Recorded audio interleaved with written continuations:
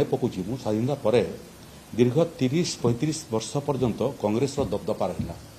ବେଶୀ ଦିନ ଦବଦପା ହେଲା ପରେ ଅତ୍ୟାଚାର ହେଲେ ସେମାନେ ମଧ୍ୟ ଗୁଣ୍ଡାଗର୍ଦ୍ଦି ଆରମ୍ଭ କଲେ।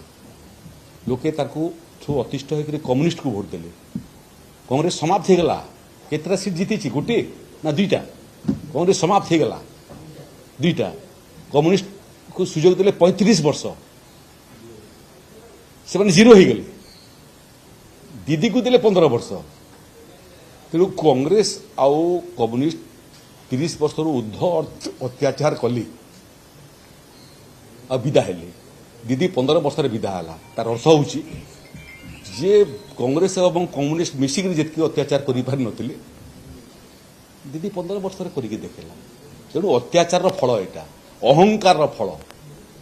ଆଉ ଆକୁ ଦେଖନ୍ତୁ, ତୃଣମୂଳ କଂଗ୍ରେସ ଯଦି ତିଷ୍ଠି ରହିଲା ତାହେଲେ ଇତିହାସ ଭୁଲ ପ୍ରମାଣିତ ହେବ।